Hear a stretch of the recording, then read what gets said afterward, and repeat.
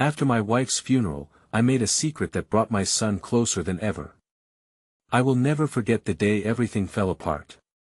The air was heavy with despair. I stood there, in that church filled with whispers and tears, the mournful notes of a piano echoing through the silence.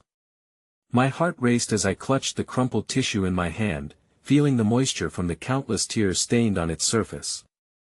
I searched for my son among the sea of faces, hoping to find solace in his eyes, but all I saw were shadows of grief. He was only 10. Too young to understand the finality of death, yet old enough to feel the aching void left behind. I watched him, small and fragile, his tiny shoulders shaking with silent sobs. It broke me.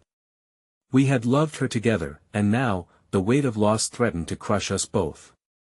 The buzz of memories clung to me, laughter shared over family dinners, holidays filled with joy, and evenings spent curled up on the couch. They were all gone now. After the service, we returned home, a hollow echo of what it used to be. The silence was deafening. I wanted to reach out, to comfort him, but my heart ached too much. I stumbled into her empty room, the sunlight streaming through the curtains like a fragile beam of hope. I looked around, taking in the last traces of her scent lingering in the air. That's when I found a journal wedged beneath her bedside table. Its pages were filled with her delicate handwriting, words that danced with life and vibrated with secrets. For a moment, I hesitated. This felt wrong. But desperation clawed at my gut. I needed to know her thoughts, to feel her presence. As I flipped through the pages, I uncovered hidden truths, dreams unfulfilled, and fears she never shared. Each revelation twisted in my chest like a sharp blade, but there was something else, something unexpected that drew me closer to my son. I decided to share her words with him. The idea blossomed in my mind. We could connect through her memories, learn about her joys, her battles, her dreams together. I could see it now, the two of us sitting in the dim light of the living room, the journal between us, sharing her whispers like a bittersweet melody weaving us back together. But was it truly a way to heal, or merely a path to deeper pain? What if the truth I unveiled in those pages opened wounds better left untouched? My heart raced, and I trembled at the thought of what secrets she still held, what darkness could be hiding in the shadows of her legacy. What had I done? Hey, before we continue with this amazing story, I need to give you an important heads up. Many subscribers have reported that YouTube unsubscribed them without warning. Take a quick second to check the red button below to make sure you're still subscribed to the channel. I'd hate for you to miss any of the exclusive content coming soon. And while you're there, smash that like button, it really helps me out with the algorithm. Oh, and tell me in the comments, which city are you watching from? I love getting to know every amazing person who's part of this community. Your participation makes all the difference. Let's connect. The days that followed felt like walking through a dream where reality shifted and distorted. Each morning, I woke to the soft sounds of my son stirring. The quiet rasp of his movements echoed through the hollow shell of our home, reminding me that life, despite its cruelty, continued to push us forward. I watched him during breakfast, his appetite small and cautious, as if the grains of cereal were fragile eggs that might break if he chewed too heartily. I wanted to tell him it was okay to feel hungry for her, to miss her outrageous laugh and her warm hugs, but words failed me. Eventually, I took the journal from its hiding place, a treasure chest of sorrow and hope. We sat together on the worn couch, the golden light filtering through the dusty windows casting a halo around us. I could feel my heart thrumming in my chest, the weight of the decision pressing heavily against my ribs. I wasn't sure where to begin, but the first words I uttered gently pierced the silence. Mom wrote about the most beautiful day we had at the lake, I said, my voice trembling. My son looked up at me, eyes wide with curiosity, and for a fleeting moment, I saw a flicker of hope lighting his empty gaze. I opened the journal, tracing the delicate script with my fingers, feeling the connection to her spirit wrap around us like a warm embrace. This one time, she said you caught the biggest fish, and she was so proud of you, I began, recalling a joyful afternoon filled with laughter and splashes. As I read her words aloud, my son leaned closer, anticipation radiating from him. I lost myself in her anecdotes, in her vivid illustrations of our family life, each line a thread weaving us closer together. As I continued, a strange journey unfurled. Each memory cracked open a new wound, but within that pain lay moments fragile yet beautiful, shaped by resilience. We laughed at her clumsiness, how she fell into the lake trying to take a picture of him with the fish. And in those shared moments of joy, the dark fog of grief shifted slightly. Hope flickered in the space between us, but with each passing story, a nagging worry curled in my stomach. What more lurked in the depths of those pages? What truths were buried beneath the sentimental stories? Questions bled through my thoughts, tainted by fear. There was a heaviness in the air, a whisper that hinted at mysteries yet untold. Days passed with an uncertain rhythm, the journal becoming an unspoken pact between us. We began a ritual, carving out time to spill over her memories, to wash our grief with love. But then, one afternoon, as sunlight streamed through the trees outside, casting dancing shadows over us, my son turned to me with a shimmer of tears pooling in his eyes. "Dad," he whispered, breaking my heart anew, "do you think Mom knew how much we loved her?" His innocence lit a fire beneath my emotions, and I fought to hold back my own tears, fearful of what the answer might invoke. I offered him a reassuring smile, but silence engulfed my mind. Did we ever tell her enough? Could we have loved her deeper? Just then, an unexpected knock at the door pulled us from our reverie. I stumbled to answer it, bracing for whatever lay beyond. Standing on the threshold was Mia, our neighbor from across the street, awkwardly shifting on her feet. She held a casserole in one hand and looked genuinely concerned, her eyes offering warmth that cut through the chill surrounding us. "That I thought maybe you'd need some company," she said softly, her voice threading hope into the fabric of our grief. I nodded, the tightness in my chest loosening just a bit as she stepped inside, filling the room with a touch of familiarity. Yet as we moved to the kitchen, I caught my son watching her closely, an expression I could not discern playing on his young face. Something flickered deep in his eyes, a connection I hadn't noticed before. With Mia's gentle cajoling, we sat for dinner, and she steered the conversation gently, threading stories about the neighborhood and joyful memories that made us smile amidst the sadness. The chatter swelled and filled the emptiness, and for those few moments, we shared light together, but shadows loomed. After she left, my son turned to me and said, "Can we invite her over again?" His voice was soft, almost a plea, and it struck me that perhaps he sought a bond, a human connection that brushed against what we had lost. I nodded, although doubts raged within me. Would it be right to bring someone else into the fragile sanctuary we were attempting to construct together? Would this new connection represent healing or a distraction from the deep wounds we were still nursing? But before I could voice my concerns, a sudden realization struck me, a chilling thought. As I flipped through Mom's journal later that night, a passage grabbed my attention. A name was mentioned in the margins, a name that made my skin prickle with dread. Mia. What had I unleashed? What secrets of the past tangled through the present? The unmasking of truths became a new silent battle raging in my mind, pulling me deeper into uncertainty. In the days that followed, the weight of the journal's revelation hung over me like an ominous storm cloud. Mia's name echoed relentlessly in my thoughts, winding its way through every moment of silence and whispered conversation in our home. Each time I caught my son's eye, the question loomed, what did I really know about her? And what connection tied her to my late wife that I had been blissfully unaware of until now? The mornings came slower now, a tired ritual of breakfast and shared memories. I continued to read from the journal, hoping its pages would offer solace not just to my son but to myself as well. Together, we laughed and cried through the stories, yet each tale felt like it was tainted with shadows of doubt and secrecy that gnawed at my insides. My son seemed oblivious to my turmoil, hanging on to every word as if they were golden threads we could weave back into our lives, pulling comfort from their familiarity. One breezy afternoon, after a particularly melancholy reading session, I decided my son needed to blow off steam. So we headed to the old playground down the street, a place brimming with echoes of laughter and innocent joy. I watched him run, his small body bursting with uncontained energy, and for just a moment, the world outside felt lighter. But as I sat on the cold metal bench, my heart heavy with unease, I couldn't shake the feeling that every joyful moment here was laced with an invisible sorrow. The playful sounds of children rang through the air, grounding me in the fleeting joy I had nearly forgotten. I turned to glance at the parent beside me, a warm smile exchanged during a shared moment of watching our children laugh and play. Just then, I caught a glimpse of Mia, walking towards the playground, her hair dancing softly in the wind. My heart skipped, a mixture of discomfort and curiosity swirling deep within me. "Hey there," she said, kneeling down to say hello to my son, who was blissfully unaware of the tension brewing just beneath the surface. "Do you mind if I join you guys? I brought cookies." I forced a smile, forcing civility as anger mixed with yearning churned inside me.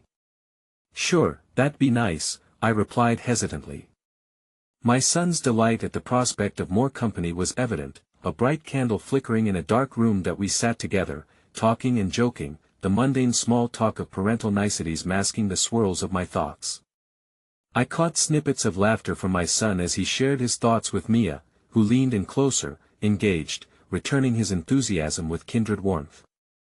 It was the bond one had longed for, the simple connection that made everything feel slightly better.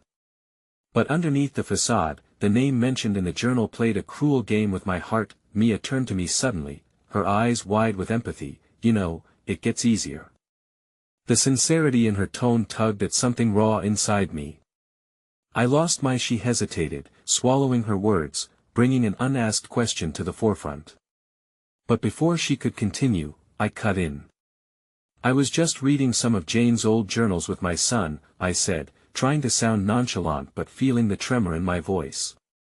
I needed to draw a line, to shield my heart from being tempted by the kindness she offered, lurking inside me like a dormant volcano ready to erupt. She looked at me, curiosity sparkling in her gaze. "Oh. Those are lovely, a treasure trove of memories," she said, her voice softening. "I remember bits and pieces from what she shared, you know. We were close." Her voice had a strange lilt, touching upon something fragile yet unspoken. "But she never mentioned your name," I replied bitterly, catching her off guard. A silence swallowed the air, filled only by the laughter of children playing nearby. My son glanced between us, his excitement waning as the tension thickened. Mia blinked quickly, an almost imperceptible flinch marking her mortal familiarity. I suppose there were things that we chose not to share. The weight of her words sat heavily, and my heart pulsed with suspicion and need. Did she mean her connection to my wife went deeper than mere neighborly chit-chat? Was there a part of Jane that she had hidden from me? Before I could lash out, desperate to extract her secrets, my son tugged at my sleeve. "Dad, can we go to the slide?" His wide eyes missed the unease rippling between the adults. I nodded reluctantly, urging him forward. As he dashed ahead, I felt a fresh warmth in my chest, his innocence, a beacon amidst my throbbing uncertainty. Once he was distracted clambering up the slide, I turned back towards Mia. "What exactly were you two close about?" My voice was darker than intended, tinged with frustration and fear.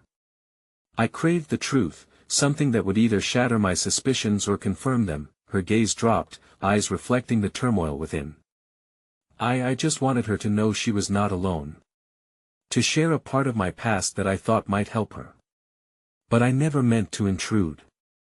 As her words began to unravel, my pulse quickened. What were the hidden layers of friendship that lay beneath the surface, waiting to be uncovered?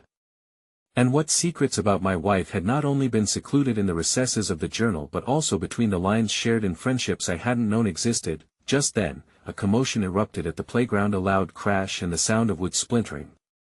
My instincts kicked in and without thinking, I ran. As I turned back towards the sound, everything blurred, the world shaking, and I feared the worst. My heart raced, plummeting, doubts clawing at every corner of my mind. Was my son safe? When I finally reached the scene, a sinking terror twisted my gut as I saw my boy sprawled on the ground, groaning softly. The slide had given way under him, a chaos that echoed tragedy so familiar, the shadows of what I had lost circling around me.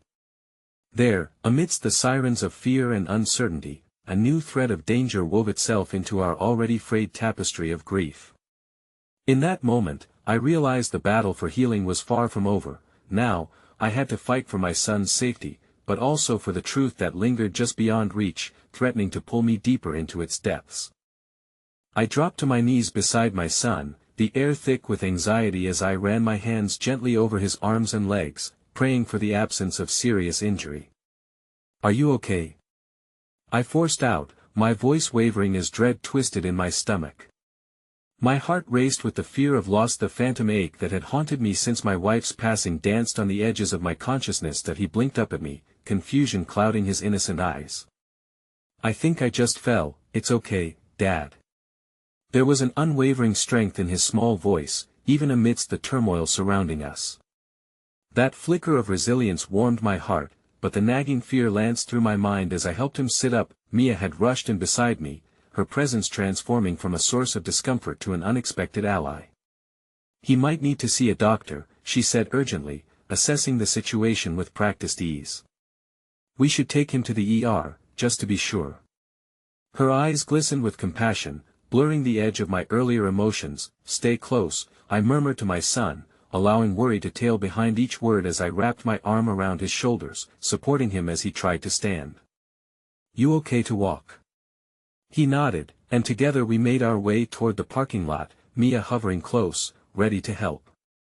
I felt that familiar mixture of worry and gratitude, worry twisted with need, a desire to protect my son and the urgency of seeking help, while gratitude pulsed for the understanding glances we exchanged through the chaos. That I in the car, I kept looking back to reassure myself that he was okay.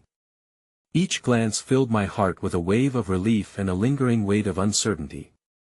As the engine roared to life and we sped toward the hospital, a suffocating silence enveloped us, broken only by the echoes of my son's sniffles. I couldn't shake the sense that everything was spiraling out of control, the forces of fate colliding in an unforgiving storm. At the hospital, we were escorted to a small room that felt like a capsule, insulated against the frantic energy of the world outside. My son held my hand tightly, and I focused on the warmth of his grip, on the steady thump of his heart against my thigh. As the doctor arrived, a calming aura enveloped him, the familiar sight of scrubs bringing a hint of comfort even as worry gnawed at my insides. "This might be a bit of a scare, but let's check you out," the doctor said to my son, speaking with a gentle tone, and I watched as my boy slowly relaxed. In that moment, I wished I could summon the same sense of safety for myself. The unsteady ground beneath my feet reminded me how reckless life could be, and all I wanted was to shield my son from every danger. After what felt like an eternity, the doctor confirmed that my son had merely been shaken up from the fall, praising his bravery for taking a tumble down the slide. A mixture of relief and lingering anxiety flooded through me as we prepared to leave the hospital. But as we waited for discharge paperwork, the silence between us felt thunderous, thick with unspoken thoughts. "Dad?" My son's voice broke through the haze of my worry, tentative yet full of innocence. "What is it, buddy?" I turned to him, trying to shake off the weight pressing down on me. "Can we go get ice cream?" His request was bright, a spark of energy trying to push through the heaviness. "You said we could celebrate today." Celebration felt like an alien concept in that moment, but I couldn't deny him deserved joy amidst the shadows that had started to seep into our lives. "Sure, ice cream sounds great, kiddo," I replied, forcing a smile, grateful for this glimmer of normalcy. As we stepped out of the hospital, Mia stood nearby, her figure outlined against the myriad of colors splashed by the setting sun. She caught my gaze and offered a tentative smile, a shared understanding blossoming quietly between us amidst the clamor of the world. "I'm glad he's okay," she said softly, and there was a sincerity in her voice that momentarily dimmed my uncertainty. "Thank you for being here," I managed, feeling the warmth of gratitude wash over me. It felt strange to lean on her support, and yet, somehow, it coursed through the air like a lifeline. As we walked toward the parking lot, I felt a sudden surge of need to ask her everything that shattered my peace, the secrets hidden in the journal, the tangles of her connection to my wife. But an inexplicable tug stopped me. Instead, I let the moment linger, allowing warmth and kindness to flit between us, those small moments of shared experiences reinforcing the fragile bonds that had begun to form. Later that evening, after ice cream and stories shared, my son fell asleep with a smile on his face, blissfully unburdened by the day's weight. I sat beside him, marveled at his serene slumber while the questions loomed larger in my mind, further intertwined with the shadows of the day. Then, as if summoned by my thoughts, the doorbell rang, a jarring sound that sliced through the night's calm. Confused and apprehensive, I made my way to the door, uncertain of what to expect. When I opened it, my heart dropped.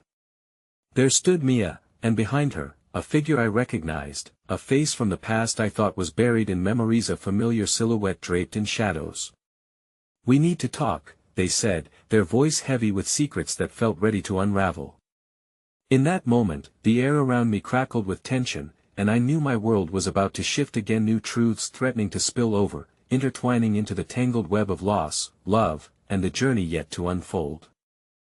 I stood frozen in the doorway, my heart drumming rapidly against my ribcage as Mia's gaze flicked to the figure behind me. Uncertainty rippled through the air. The familiar silhouette was unmistakable: Jason, my wife's brother.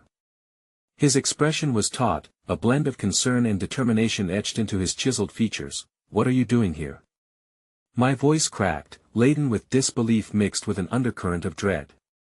I hadn't heard from him in years, and the walls of our shared past felt suffocating at that moment, closing in around me. "That we need to talk," he repeated, his voice firm but haunted, as if each word bore the weight of unspoken truths. I glanced back at my son, innocent and serene in his peaceful slumber, and a rush of protective instinct surged through me. "Not now. He's sleeping," I said, my tone clipped. "Please, it's important," Jason insisted, his eyes flickering with a desperate plea. "This can't wait." Against my better judgment, I stepped aside, allowing him to enter, and I signaled Mia to follow. Her expression mirrored my own unease, but her presence was a balm in the strangeness of the moment. Once inside, I closed the door with a heavy thud, the sound reverberating in the stillness. "What's wrong?" I demanded, a storm of anxiety simmering just below the surface. "Why now?" Jason ran a hand through his hair, a gesture I recognized as his way of bracing himself for an onslaught. "There's something you need to know about Sarah," he began, his voice low and trembling. "I found something that's been hidden for a long time." The room felt suffocating, each breath a labor as I braced myself. "What do you mean? What are you talking about?"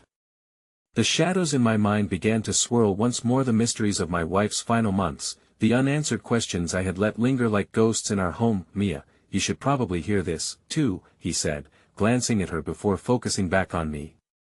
"Sarah, she kept things from you, things about our family, things that relate to your son." Confusion washed over me, thick and disorienting. "What do you mean? How does this relate to him?" I could feel the anger bubbling beneath the surface, laced with fear. "Did she have another life or something?"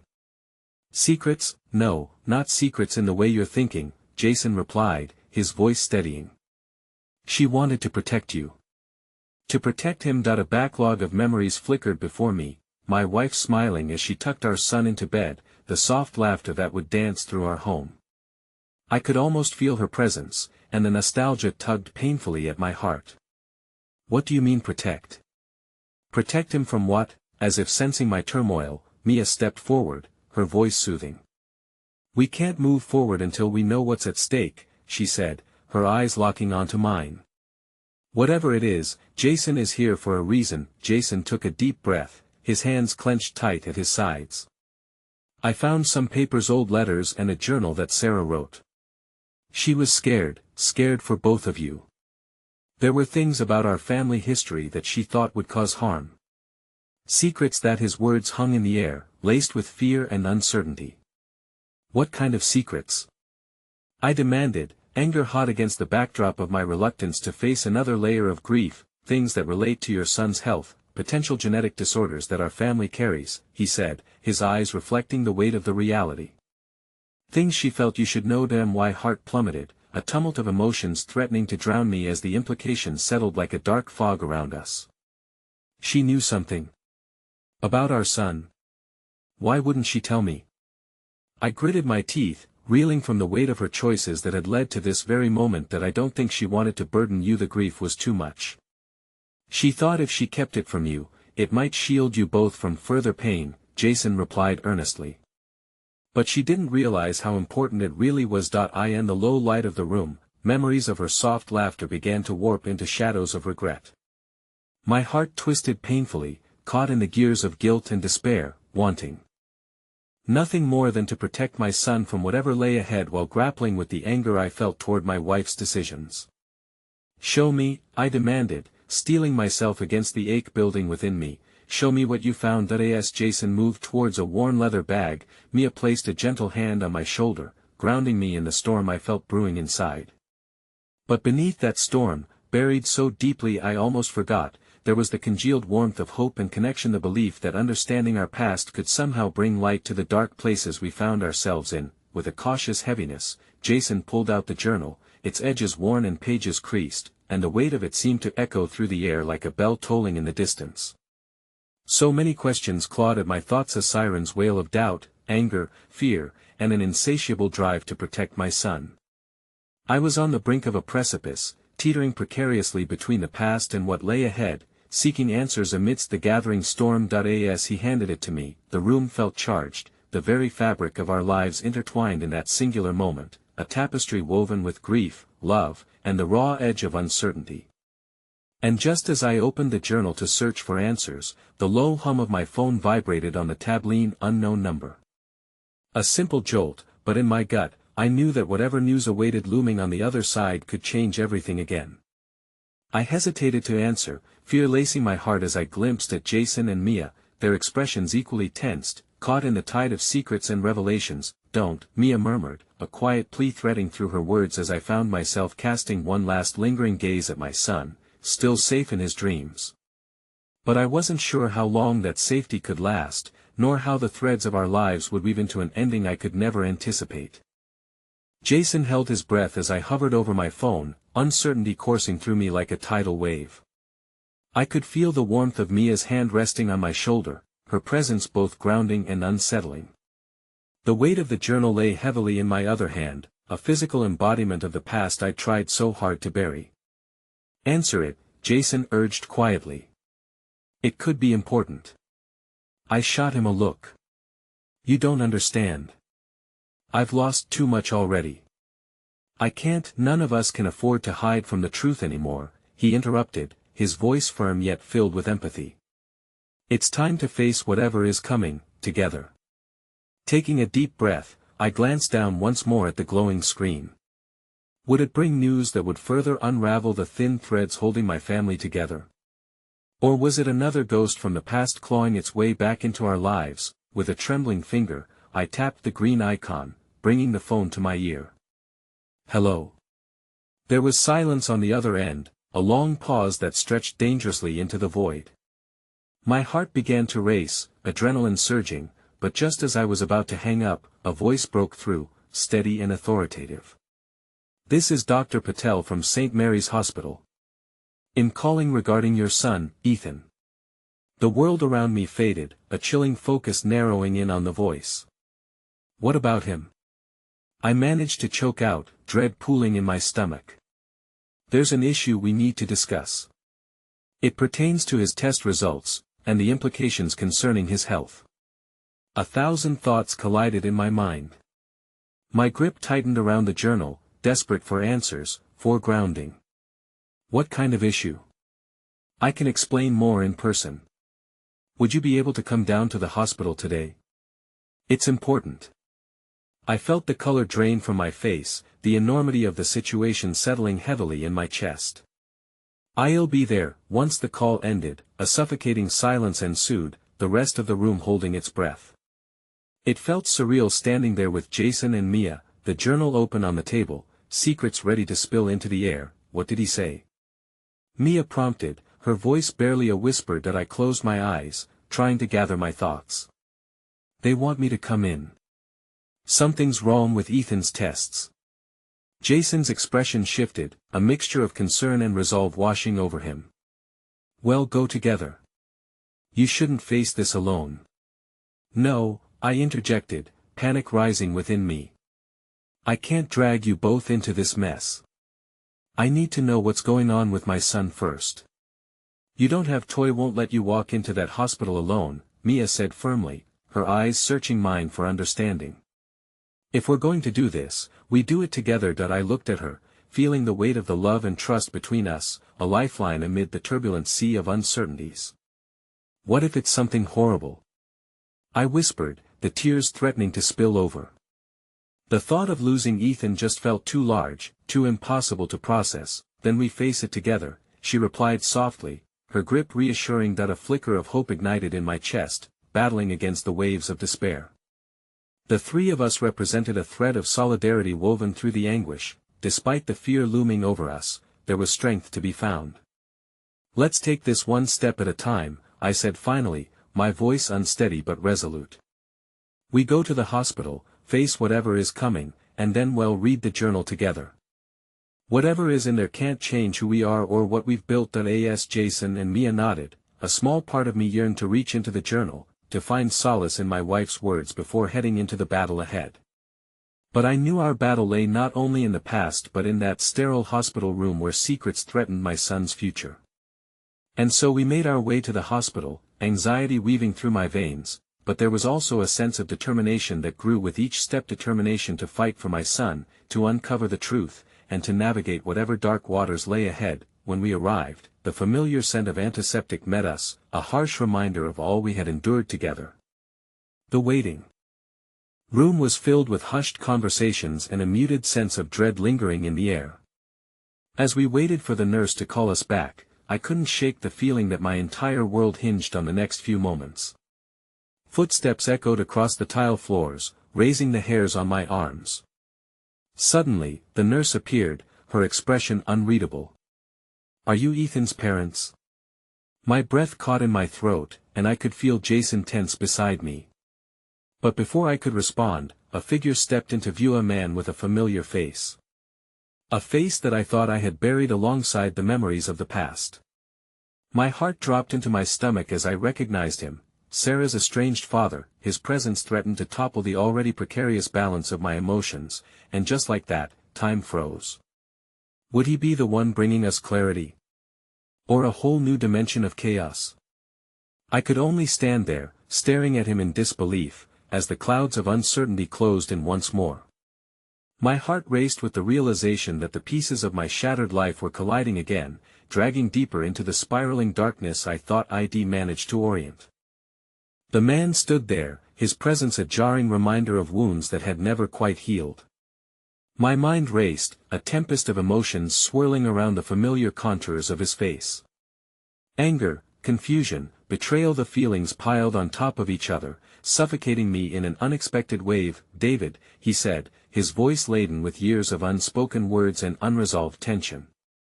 We need to talk about Ethan. His insistence that we talk about my son ignited a protective instinct immediately. I felt my shoulders tense, the muscles tightening as fatigue and anxiety surged through me. What do you know about Ethan? I asked, my voice colder than I intended. I know he's sick, he replied, pain flickering momentarily in his eyes. I know you're worried. I need you to listen to me. Mia stepped closer, her presence a comforting warmth that urged me not to retreat further into my shell. Why should we trust you? She challenged, her voice steady and filled with a defiance I admired. He looked at her, seemingly struck by her courage. Because I'm part of this too. And I've messed up in ways I can't even begin to explain. But I'm here now, for Ethan. Jason looked between me and the stranger, his brows furrowed in the mix of compassion and caution that he always wore so well. I could feel him weighing the situation, waiting for my cue. Taking a deep breath, I forged ahead, the need for answers overpowering the fear gripping my heart. What do you know about his tests? I may have information that could help, he confessed slowly, his gaze steadying on mine. I've been in contact with some doctors, and I've overheard things about the genetic markers that could be critical to understanding what's happening with Ethan. My heart faltered at the mention of genetic markers. The possibility that illness ran deeper than a simple diagnosis sent splinters of dread through me. You think there's a genetic component? I whispered, the words barely escaping my lips. He nodded, the weight of my worry resonating between us. I do, he replied seriously. And I believe it may be tied to a condition that runs in our family. A condition we need to address immediately. Mia squeezed my hand, grounding me further, but I could see in her eyes that she shared my doubts. Why should we believe you? Because, he said, his voice tinged with desperation, I've lost years with my family. I let them down, and now I have a chance to make things right. This isn't just about me, it's about Ethan. I want to help him, that I didn't know if I could trust him. His past choices lingered like a dark shadow, threatening to engulf every well-meaning moment. But there was also a flicker of hope that ignited within me, a spark that dared to leap into the abyss of the unknown. Fine, I said, my resolve hardening. But no more lies. If you can help my son, then you better come through for him. His eyes softened, a hint of relief washing over his features. I promise, he replied, sincerity glimmering in his gaze. You have my word. The air between us buzzed with new tension. I could feel the gravity of this moment pulling us together and tearing us apart all at once. Just as I thought I could hold this together, a nurse appeared, looking primed to derail that fragile sense of alliance to mar. And Mrs. Thompson? She called, looking directly at me. I felt an instinctive jolt, knowing that the moment I'd dreaded was upon us. As I glanced back at Mia and Jason, I took in their expressions, each mirroring mine, a blend of support and anxiety flooding the space between us. We'll be right behind you, Mia assured me, and I nodded, needing her faith more than I could express. The stranger lingered, his presence both unsettling and oddly comforting in this whirlwind of chaos. He took a step back when I moved forward to accompany the nurse, as if granting me the space to breathe. Yet just as I left the waiting room, I felt his eyes on me, weighing me down with an unspoken challenge. Inside the examination room, with the door closed, Dr. Patel appeared, his face a mask of compassion underscored by urgency. Thank you for coming in, Mr. Thompson. We have received Ethan's test results, and they indicate a genetic marker for a rare disorder. I believe we need to act swiftly. My heart raced, the echoes of the man's words ringing in my ears. I braced myself for the storm he had unleashed just moments before. Ethereal whispers of hope and despair danced on the threshold of revelation. Is it treatable? I managed to ask, knowing that my son's life hung precariously on this thread of uncertainty. Dr. Patel hesitated, his gaze cast downward, and in that moment, I realized that we were teetering on the edge of a seismic shift. There are options available, but they come with significant risks. The words sliced through my mind, cutting deeper than I could bear. Before I could fully comprehend the weight of what he was saying, a flash of movement caught my eye, drawing my attention to the door. A familiar face emerged, betraying an equally familiar pain. Ethan's mother, Sarah's sister. She stepped forward, her expression stricken, a silent question imprinted on her features. What have you done? My heart sputtered, uncertainty flooding over me once more. In that instant, I knew this was far from over. The revelation seemed poised to shatter everything I believed about the layers of my family and the secrets they carried. Just then, the weight of my past collided with my present, and I sensed we were on the brink of an emotional reckoning that would change everything. The question lingered in the air, a demand for resolution that I could no longer evade. The sterile scent of the examination room clung to me like a shroud, thick with unwelcome emotions. Dr. Patel's grave expression, combined with Ethan's mother's sudden presence, created a tempest of apprehension and regret. My heart hammered against my ribcage, clamoring for answers, yet the air was heavy with the unsaid. Ethan needs us, not secrets. Sarah's sister's voice cut through the thickening silence like a knife, sharp and anguished. My mind raced back to moments of laughter, of family, when we weren't wrapped in this cocoon of pain. You made a choice, David. Was this part of it? Her accusation hung between us, a bitter reminder of the choice I'd been forced to make when Sarah passed.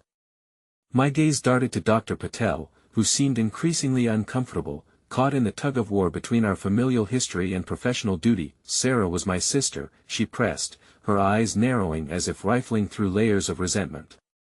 What is going on with Ethan? If you have a plan, you need to share it. He deserves that much. That I want to help him, I replied, frustration spilling out alongside my vulnerability. I can't change the past, but am doing everything in my power to ensure he has a future. That's not enough." She snapped, a sheen of tears reflecting both anger and sorrow. "I lost her, David. How could you let him suffer the way she did?" Every syllable she uttered felt like razors against my skin. I had always believed that keeping Ethan away from familial complications was a better path protecting him from the shadows of grief. It was a misguided belief, one that echoed loudly in the stark reality of this moment. I felt an overwhelming compulsion to defend myself, to explain why I kept a distance from the chaos that life had thrust upon us, that I couldn't know, I wouldn't let him go through the same pain. I thought. My voice cracked, the weight of my intentions crumbling under the scrutiny of her accusations. I thought I was doing the right thing. Doctor. Patel's watchful gaze shifted between the two of us, his silence a reminder that we were teetering on the edge of something dangerous, an emotional blowout that could fracture the fragile bonds we still held onto.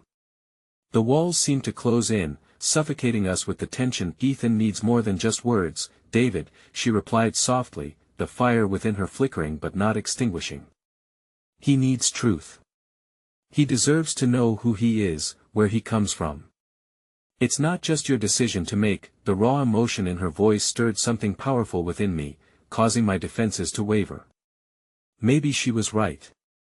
Maybe by shielding Ethan from the pain of our past, I was only setting him up for more hurt down the line. "Ethan is dealing with enough right now," I responded, my voice firmer yet cracking from desperation.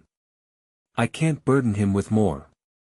I don't know how to navigate this." A knock at the door interrupted our heated exchange. It swung open, revealing a man in a crisp white lab coat and glasses perched dangerously low on his nose. "Excuse me, I'm looking for the Thompson family. I have urgent information regarding Ethan's test results." The moment hung heavy in the air, our arguments and uncertainties momentarily eclipsed by the looming gravity of new revelations. The world outside faded, leaving only the three of us within this encapsulating moment, waiting for the man's next words to bow under the weight of expectation. "Who are you?" I managed, my instinct for protection kicking in once more. "I am Dr. Matthews. I specialize in genetic counseling," he said, offering an air of authority while seeking out the emotions swirling like a cyclone in the room. "I'm here because we've identified something critical in Ethan's genetic results, and we need to discuss potential implications and options ASAP." Panic coursed through me. Each word he spoke was a potential landmine, one that could either explode into despair or blossom into hope. "What does that mean?" I asked hesitantly, glancing at Sarah's sister, whose expression mirrored the tempest of my heart. "It means we need to take immediate action on the findings to address preventative care, and there's a chance to explore genetic therapy," he offered, his voice steady despite the chaos enveloping us. Before I could comprehend the magnitude of his words, the door creaked open again, revealing Mia, her face painted with concern. "I didn't know where else to go," she breathed, the worry etched into her features. Then, her eyes widened at the sight of all of us gathered like storm clouds, bracing for the thunder. "What's happening?" Despite the turmoil, a thread of unique hope twisted into the air, a flicker that reminded me we were not adrift in this storm alone. A reminder that no matter the secrets, no matter the betrayals, we could converge in this moment for Ethan. But that thought was a fragile one, burdened by the risk of acknowledgement, tethered to a past riddled with pain. As Sarah's sister met Mia's gaze, understanding passed between them like lightning. We were all connected because of one small boy who needed us to put aside our differences. A chilling realization surfaced, spiraling my thoughts. If these hidden truths emerged, what would they truly mean? Would Ethan ever forgive me for any of this? Just then, my phone buzzed violently in my pocket, a message vibrating with urgency that interrupted the dawning sense of unity. I reached for it instinctively, heart racing at the unpredictability of what I might read, my hands trembling as I pulled it out. The message stared back at me, stark and dispassionate. "We need to discuss your family history regarding the genetic disorder. It's more complex than we thought." The word settled like lead in the pit of my stomach, an unforgiving jolt that signaled the path ahead would not allow for easy choices or simple solutions. What truths lay beneath the surface? And at what cost would those truths surface, threatening not just my relationship with Ethan but also the fragile bonds I was beginning to forge? As I looked up, finding the concerned faces of those I loved most, dread wrapped around my chest, tightening its grip.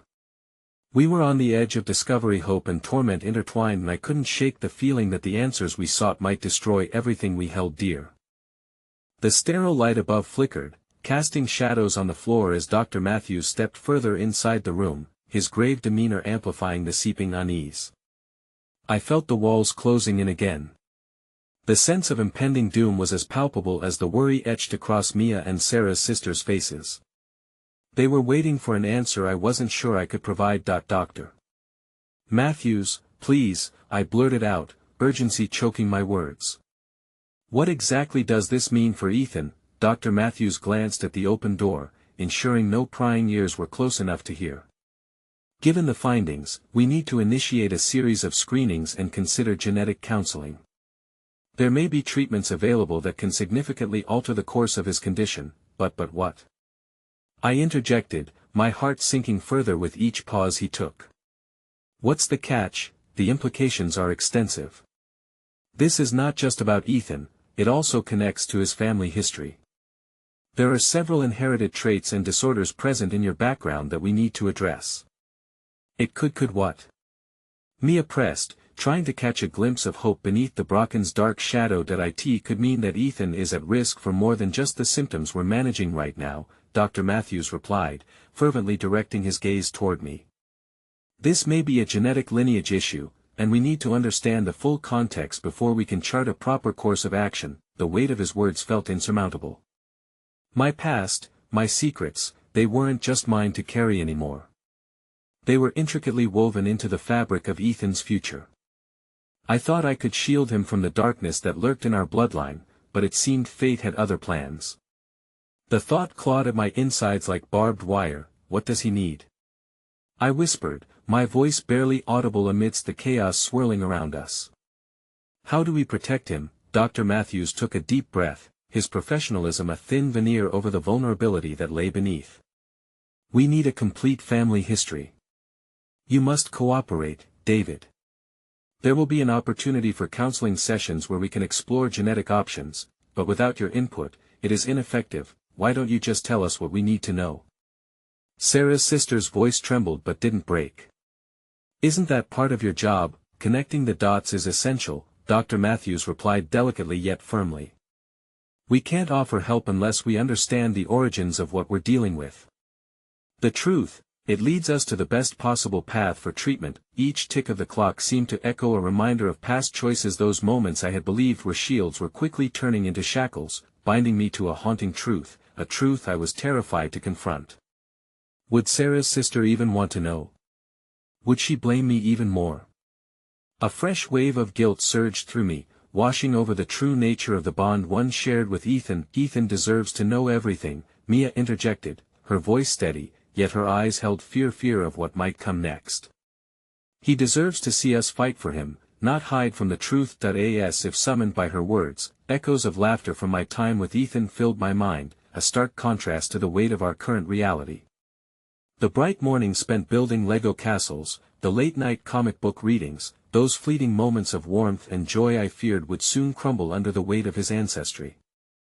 You're right, I said slowly, forcing myself to confront the truth that seemed to loom over us like a dark cloud. I can't keep this from him anymore. He deserves to know, but what if the truth breaks him? Sarah's sister asked, her voice cracking as the anguish washed over her. You're talking about a kid who's already grappling with loss. The world isn't kind, and Ethan's had to learn that lesson far too early, I replied, my resolve hardening with every heartbeat. But he also needs the strength of knowing understanding that he's part of something bigger, even if it comes with pain. In that brief moment of connection, where doubt and fears collided, a soft breeze swept through the room. Against all odds, I felt a surge of determination. I was not alone.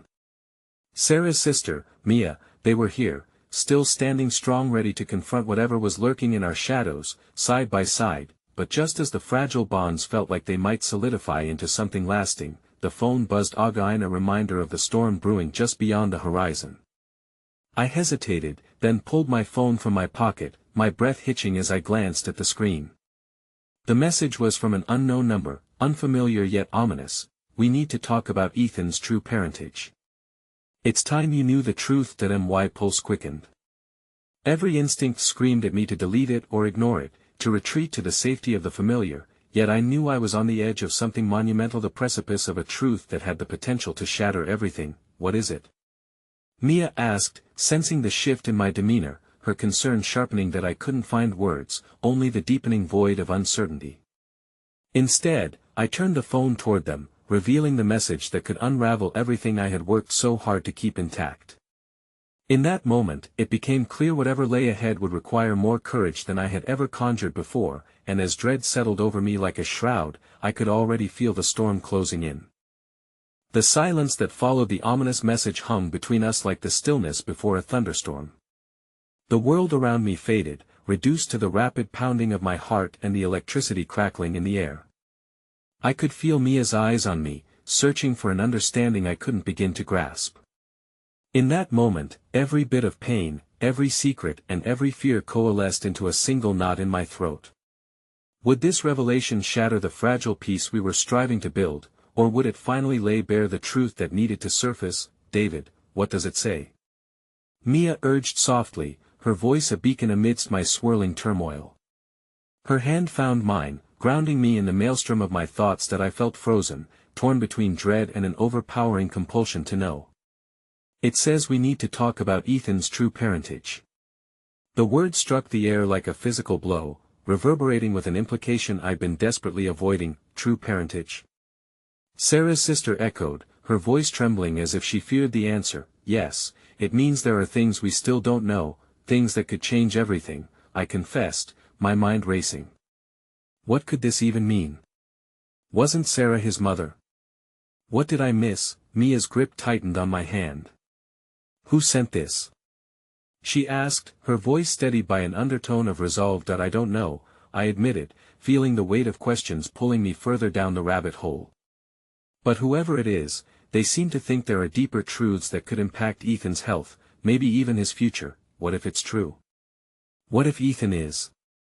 Sarah's sister's voice faltered, uncertainty etching lines across her face. No, I interrupted, panic rising in my chest.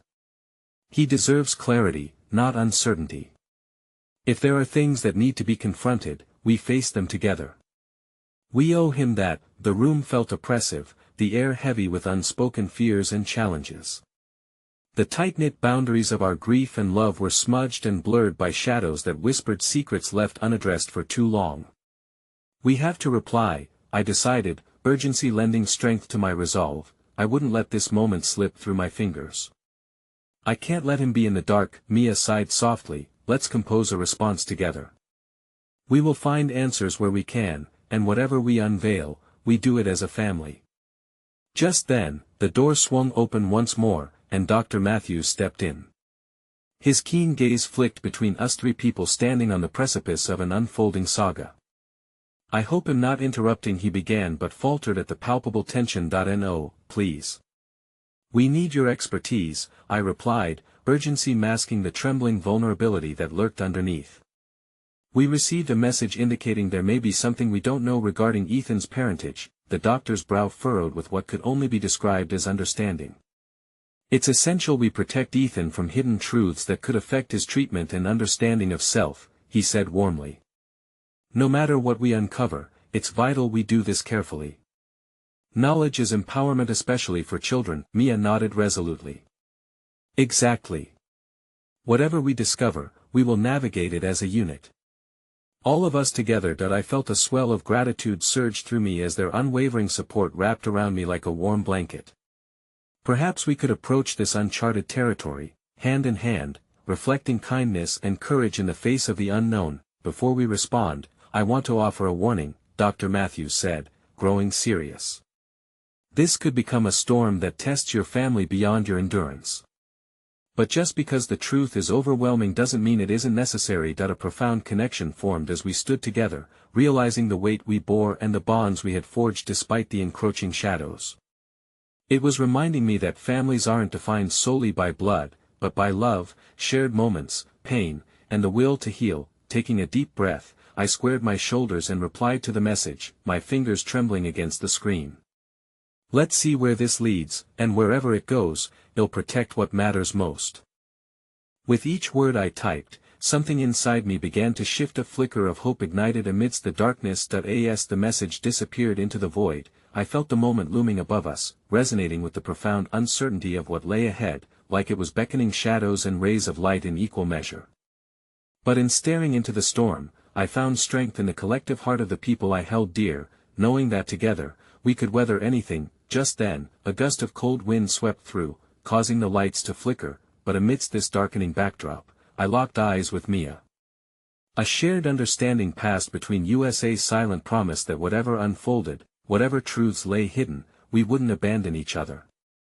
Our stories were still being written, and every moment we chose to confront our fears only empowered us further. And then, without warning, an inexplicable rush coursed through me, marking a moment of acceptance deep within the acceptance of uncertainty.